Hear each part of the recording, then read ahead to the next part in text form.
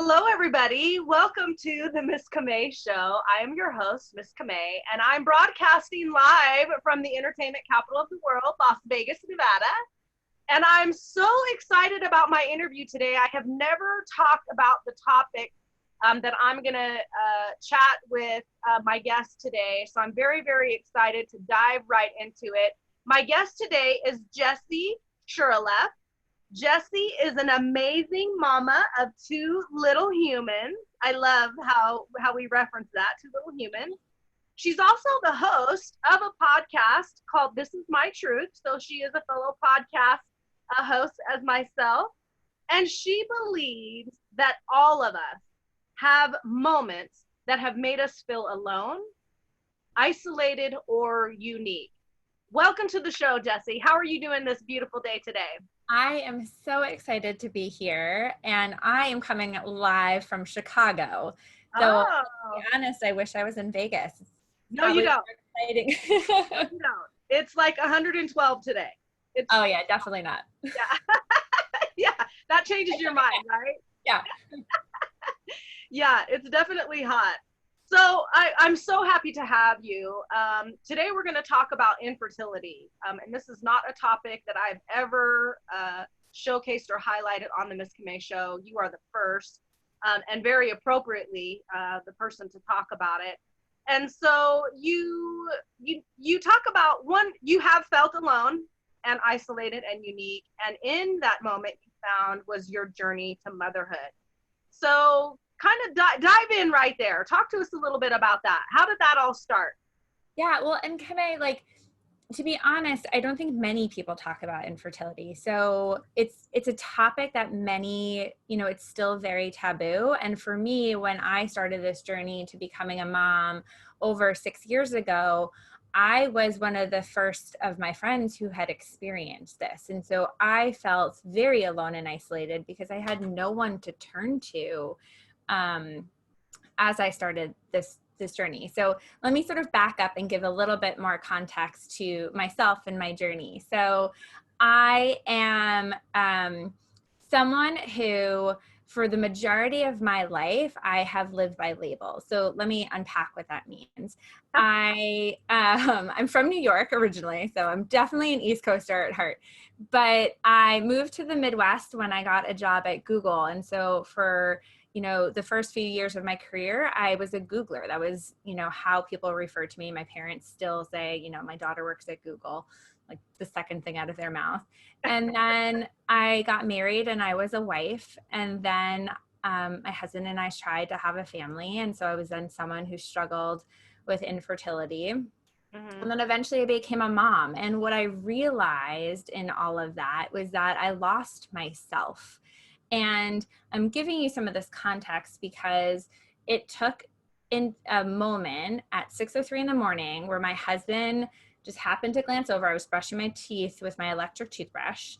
Uh-huh. And he just looks over and goes, "Are you happy?" And the truth just blurted out. And I was like, no. And it was the first time that I'd ever admitted to myself and to someone else that I wasn't happy.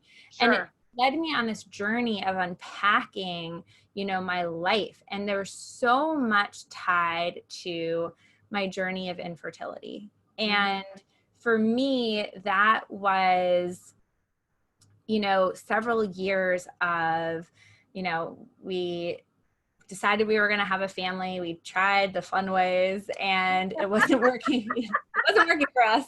Yeah.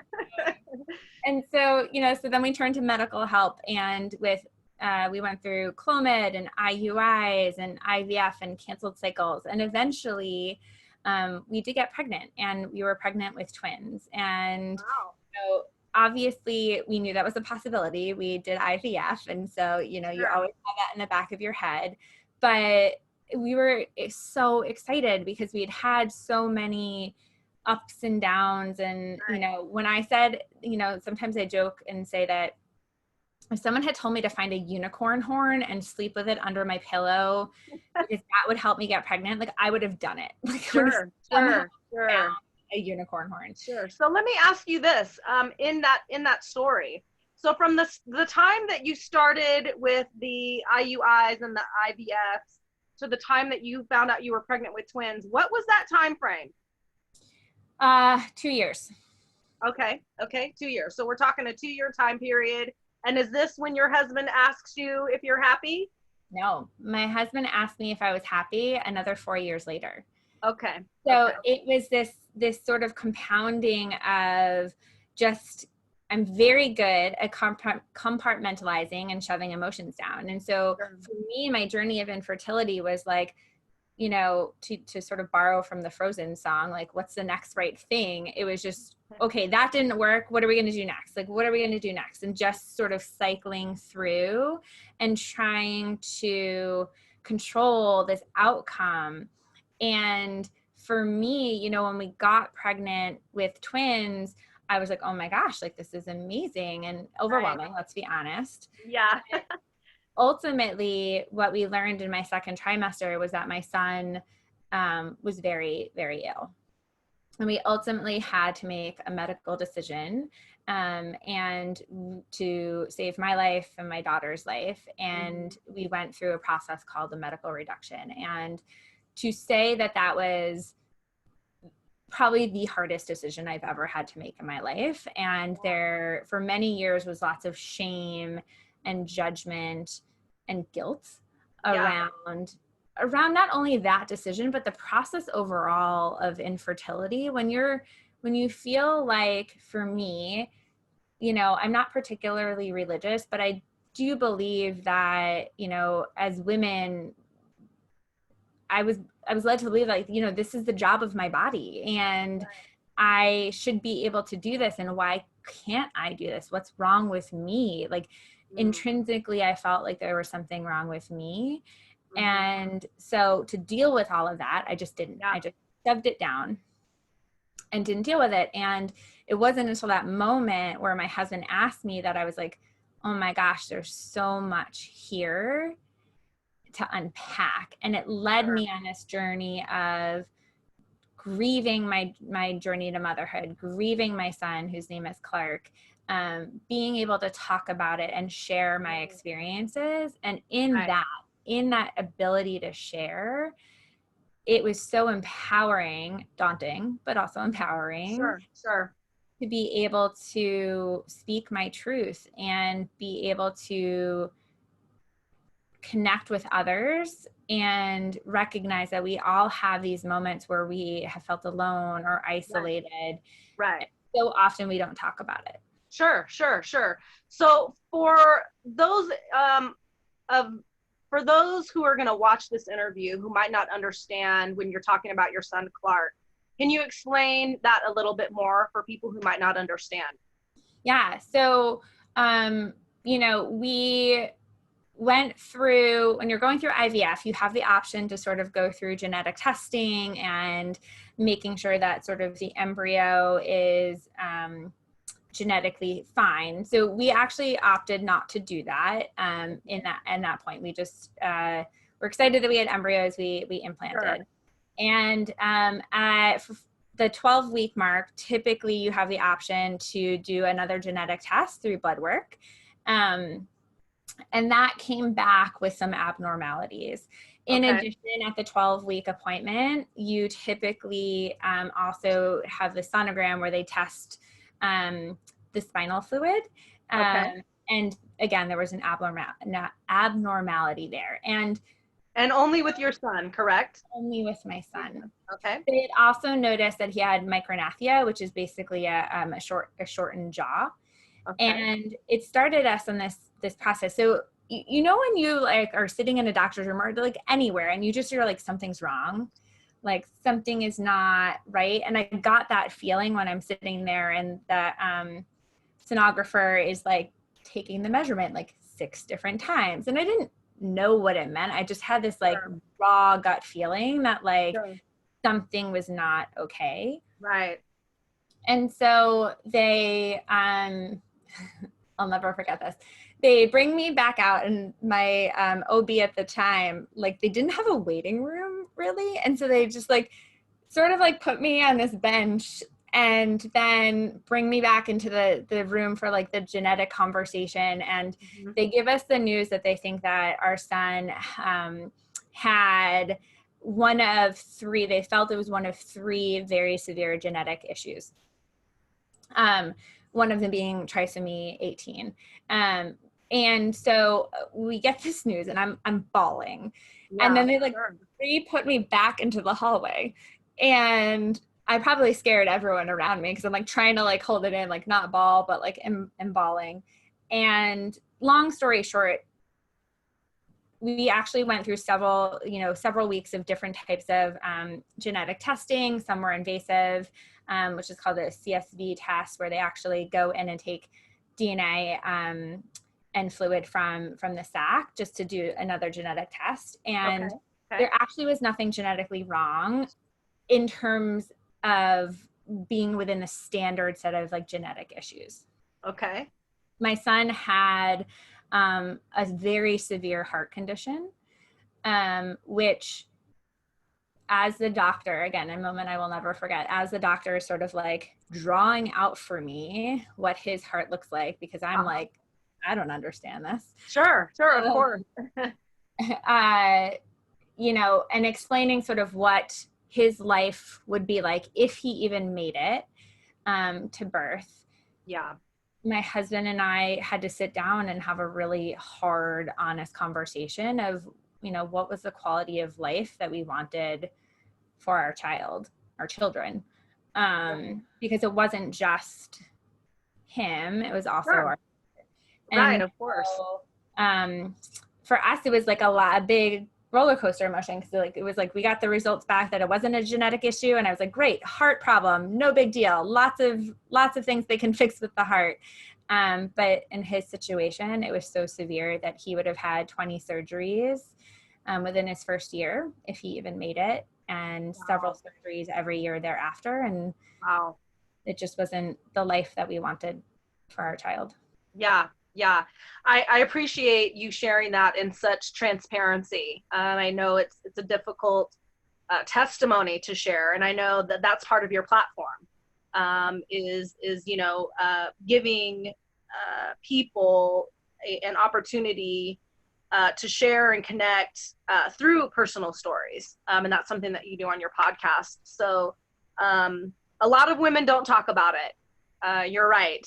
When it comes to, infertility, abortion, childbirth, what a mother goes through, even having a perfect pregnancy, having a perfect birth, having, 2, 3, 4 years of a perfect child, mothers still go through so much. And, like you said, women were warriors, right? So we just keep going. We're a mother, we're a wife, we're a working professional. We just keep going. And oftentimes so many things just kind of get stuffed and stifled because we're focused on, moving forward. Your mantra has always been to fail fast and learn quickly, right?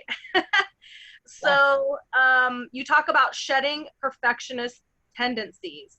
So talk about those two. You have this mantra that you live by, fail fast, learn quickly, but then you kind of have these perfectionist tendencies about the things that you do or things in your life, possibly your infertility. So talk about that. How do you shed perfectionist tendency?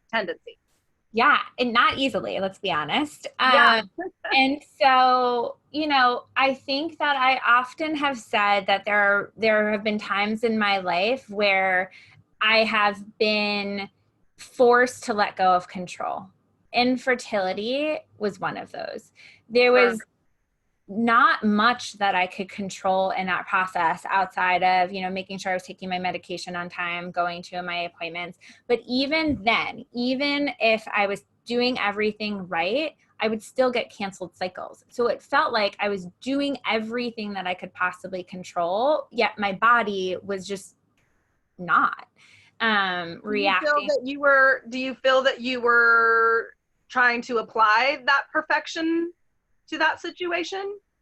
Right? Because it was what I could control. And so it was this dichotomy of like trying to control everything I could, and the world, like the universe just being like, you know what? You can't. And It was probably the first time where I finally surrendered.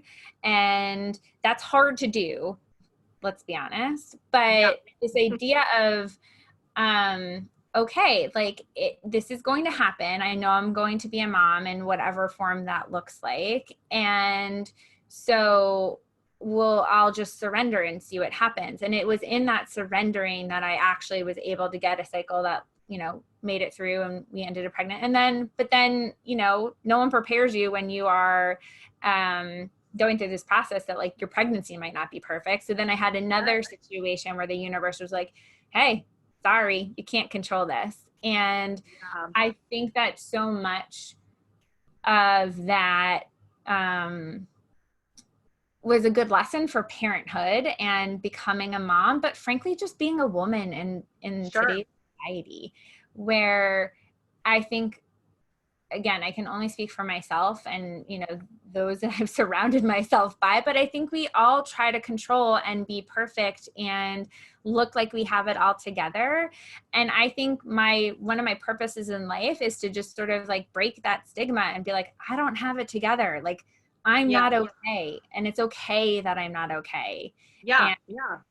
And surround myself with people that also are willing to live vulnerably and be authentic, and sort of just get rid of some of the, perfectionist tendencies. And let's be honest, I still sometimes have it. I'm not going to sit here.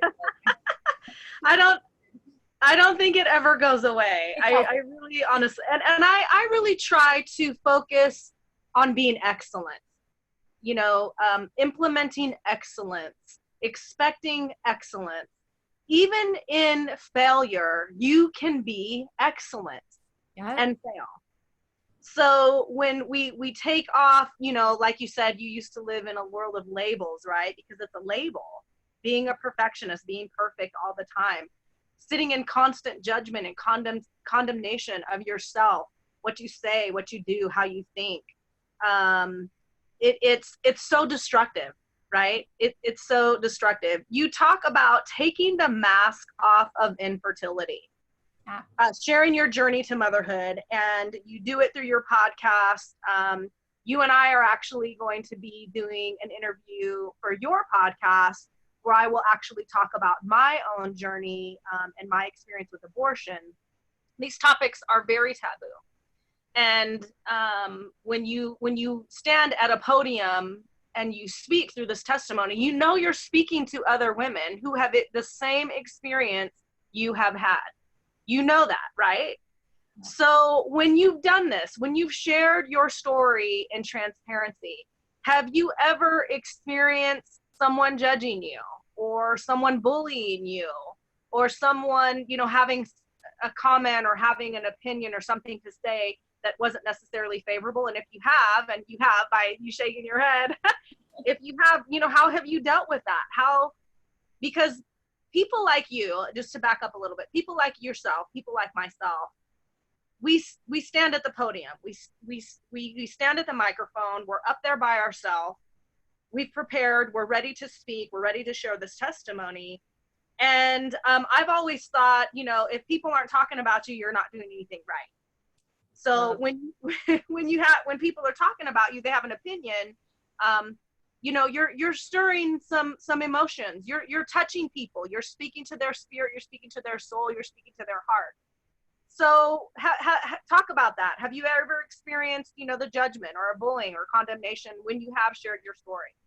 Yeah. And yes. And I want to acknowledge that my story can be triggering, right? Just like anyone else's story can be triggering. And what I've had to learn, and again, this is like a work in progress, is that just because someone else is triggered doesn't mean like that's on them. Right. And I can acknowledge and be empathetic and hold space for that, but that doesn't mean it has to be my trigger.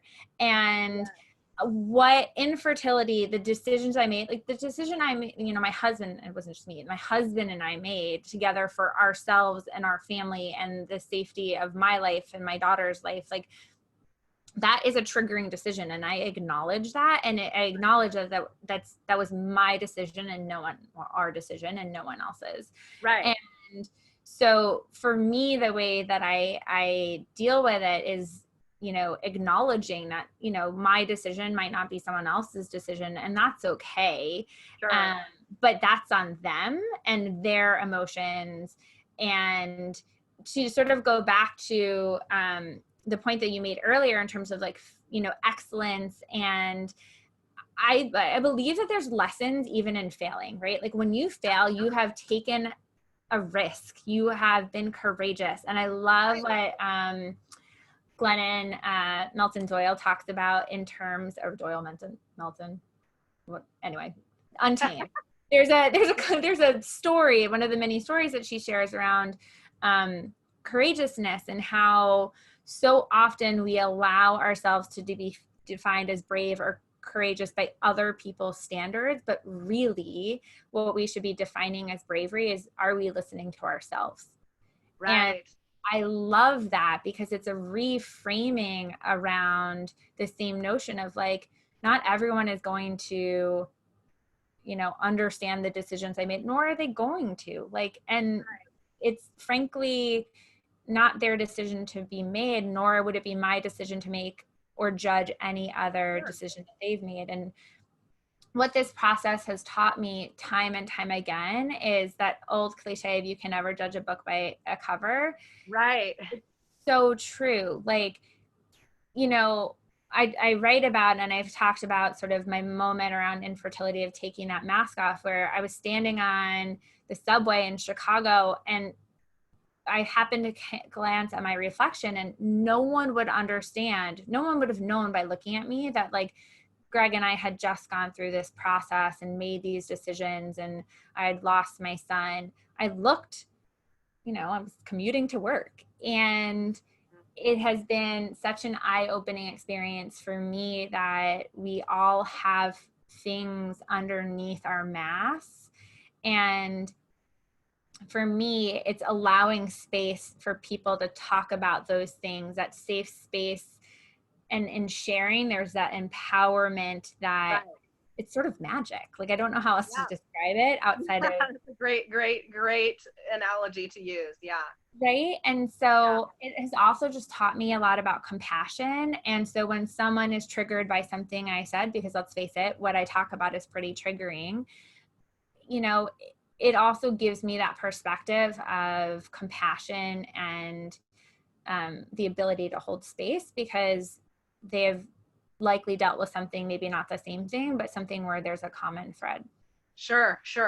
I love how you explain that, how you say that your story and your testimony is a trigger for others. And, as we wrap up the interview, in closing, for those of you that are watching, if any part of this interview has moved you, if you have found yourself to be stirred in some way, you really need to ask yourself, what is that about for yourself? It's easy to point our finger, and it's easy to judge, and it's easy, to blame others. But when someone's in anything in life, as you go, as you journey through life, as you journey throughout your day, if somebody says something or does something, especially with this topic, I mean, this is a very taboo topic, not one that people like to talk about, but one so needed in our society today. So if you are stirred, if something in this conversation has really touched you and moved you, whether positive or negative, I really, really implore you to ask yourself what it is about and spend some time on it. Take a moment, sit down with yourself and be alone with yourself and those feelings, and allow yourself, like, I think something, Jess, that a lot of people don't do is we don't give ourselves the gift of allowing ourselves to feel how we feel. Yes. And no one else can give us that but ourselves. It will move you in a direction where you will have healing in your life, where you can have restoration in your life, where you can forgive yourself, for anything that you think you've done not perfectly or not with excellence, right? You really owe it to yourself, and you owe it to the people in your life that love you, that care about you, because, and Jess, I'm sure you can agree, when we stuff things down and when we don't, first of all, forgive ourselves, if we can't be transparent, that those feelings, those emotions, they're harbored within us. Yep. And they come out in our conversation, in our behavior, because it's all in our mind. We're thinking about it. We're having the conversation with ourselves. So it's affecting you at work. It's affecting you in your personal relationships. It's affecting you with your relationship with yourself. So anybody who has been stirred or moved by this conversation, whatever the topic may be, Jess, I know you can join me in this. Please take a moment. Please do some self-discovery and help yourself. It's a gift. It's a gift that only you can give yourself. So please do it. Wrap it up, tie it in a nice pretty bow, and give it to yourself. 100%. And if I could offer a technique that I use, yes, so please. I love what you're saying, because it's be curious, right? And as someone who has spent the better part of 35 years plus of her life shoving emotions down, I can say for certain it comes out in ways that you would never expect it. And so it's hard to deal with it in the moment, but it's so much healthier. And so a technique that I have found and that I teach other women is, I call them moments because it felt less daunting to me than like thinking about like big things. But right, what I encourage you to do is, if something about this has triggered you, or memories are coming up, or sort of these moments, like close your eyes and visualize what that is that's coming up. And then for me, writing has been really, really helpful and part of my process. And so what I do is I close my eyes, I think about that moment, and then I write. And the first part of what I write about is what that moment was like. And I try to really visualize it and get out, like, what was I wearing? What was I doing? Where was I? Just be visual in that. And then the next sort of part is my reflection. Like, why is that moment? Like, why does it keep coming up? What has it meant to me? And then the last piece, which I have found the most healing, is like my takeaway. Like, what am I taking away from it? What can someone else take away from it? Yes, so important. And then, what I have done and what I am doing is there's magic in sharing that. And so, if you leverage this technique, if you're watching this interview and you leverage this, like, I encourage you to share it with one person, whoever is in your circle that you trust, because in sharing that moment, there is such empowerment and magic, and it's sort of freeing. Like, it allows you to like move past, and it no longer has control over you in a way. Yes, it breaks the chains of bondage. It breaks the bondage over that issue. Absolutely. Exactly. Yeah, without a doubt. Jess, this has been such a great interview. I'm very excited for our interview that we're going to be doing. We're going to switch seats. So I'm really, really looking forward to that. Jess, tell people how they can find you. Where can they connect with you? Where can they find you? Where's your podcast at? Yes. Well, I would love to, if this conversation did resonate with you, triggered you, good or bad, I would love to hear from you. And you can find me on my podcast, which is This Is My Truth. It's available on Apple, Google Podcasts, Spotify, Anchor, any of the major podcast platforms. You can also find me on Instagram at This Is My Truth Podcast, or on my website, which is www.Jessi Shuraleff, married someone from Russia, unfortunately. .com. And, there I share some more of my stories and other people's stories. And I just think that there's some magic in being able to share, and my goal with my platform is to pay it forward for all of those who created connection and community for me while I went throughout my process. Nice, nice. Thank you so much. Thank you for sharing your testimony with me. Thank you for allowing me to share it with my audience publicly and around the world. Thanks so much for watching, you guys. You've been watching the Miss Camay Show live from the entertainment capital of the world, Las Vegas, Nevada. Hope to see you guys next week, same time, same place. Have a great day, you guys. Bye-bye. Bye. Thank you.